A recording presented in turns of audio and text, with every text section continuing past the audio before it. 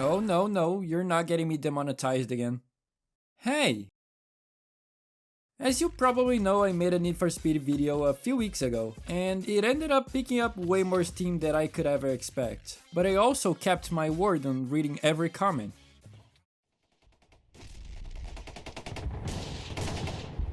And in a lot of those comments, people either ignored the fact that I was talking about the PS2 port of Undercover, or that there's actually some worse Need for Speed games than that one. I've been a Need for Speed fan since forever, but I've never had a Nintendo Wii, so there's one specific game I've never actually played, and two ports.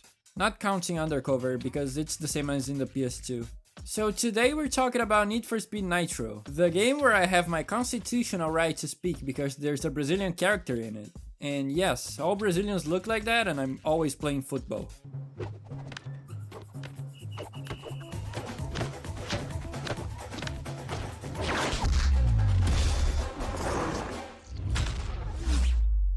Developed by EA Montreal, who's known for developing other Wii spin-offs from other franchises and... Army of Two? Well, that's unexpected. The game was released in 2009, the same year Shift came out, but not for the Wii. So I guess they needed something to fill their need for a racing game. It was apparently aimed at casual instead of hardcore fans, which, yeah, sounds accurate. So yeah, the title is a Nintendo Wii exclusive. You can thank EA now, Wii users. The game starts with someone making a terrible Brazilian accent and talking about the Brazilian dream. So you wanna be a racer, huh? I don't blame you, man. Looks like you got nothing to lose. Who knows, if you're good, you can make enough money to get out of here.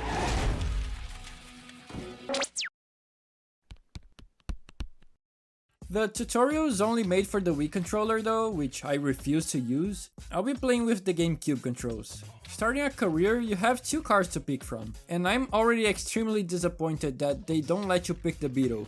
The Fusca means as much to us as the Vocho means to my fellow Mexicans. And the first part in the game takes place in Brazil, so such a lost opportunity there.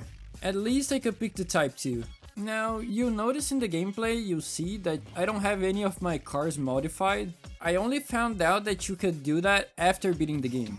And what you gotta do is move your pointer up here when you're trying to make a wrap or race your car. But the problem is, I'm using the GameCube controllers, and apparently they didn't think about that because pressing right here pushes me back to the left. And it was already tricky trying to understand how to select these colors, but as you can see, it's way more complicated than it needs to be. Oh, and the painting only worked for me when it wanted to. Like I'm holding the button, I'm pressing it, and it only works when it wants. You have 3 cups that you can play, each being the same as the last, with the only change being that you can use faster cars. You then pick a place and you're introduced to the number 1 racer of that place.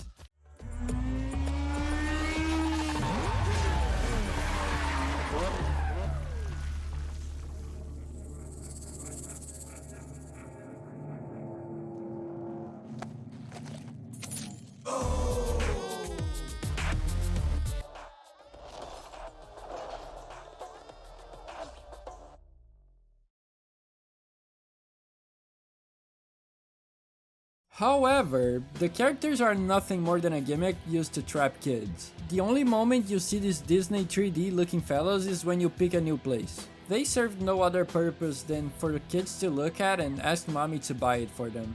And don't worry, this is not a your mom joke. However, the cars in this game are as ugly as her. I understand that it's supposed to fit the art style, but at this point you're probably better just making your own cars like GTA does.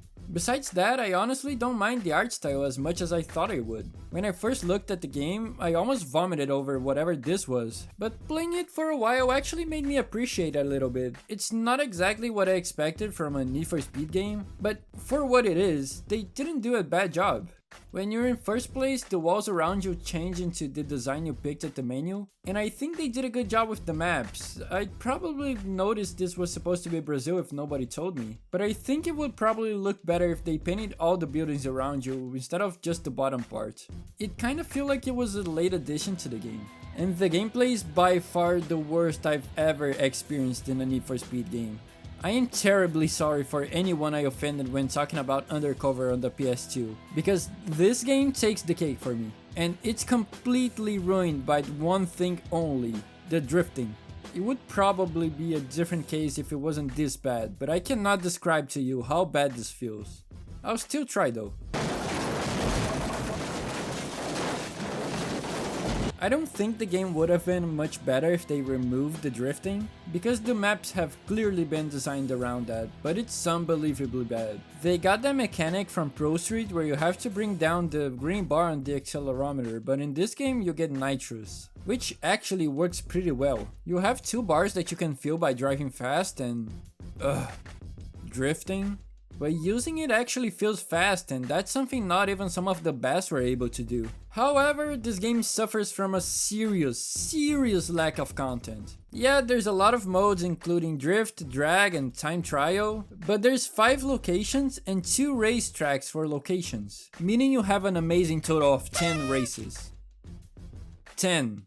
And still, after you finish a cup, the game wants you to play them again and again. They apparently felt that way too and decided to put some power-ups in the game, which, well, suffers from lack of content. There's a total of 2 power-ups. One fixes your car because yes, your car can get hit and it makes so you lose your nitrous bars, and the other is to call the police into another racer. The cops can bust you though, so they just exist to annoy you. The music is fine, but kind of a letdown. With the locations you see in the game, you would expect to hear some of the music from them. Like, I don't know, maybe Brazilian songs in Brazil or Spanish music in Spain, but you only get your usual Need for Speed songs. Instead, they decided to do that in Unbound, because the first thing I hear when I think about Chicago is Arabic and Brazilian music. It's overall a pretty bad game, and I wish I could say otherwise, because it's the only time Need for Speed actually tried something different since, I don't know, ever. But for being the first game to have Break the Drift, one of the worst drift mechanics I've ever seen, and a serious lack of content, I simply cannot recommend it. But anyway, I hope you enjoyed this one. And honestly, I'm really happy for everyone who has been supporting the channel, so thank you so much. If you don't know, we have a Discord server, so if you want to hang out with the cool guys, make sure you check the description for a link. And as always, a huge thank you for our new members.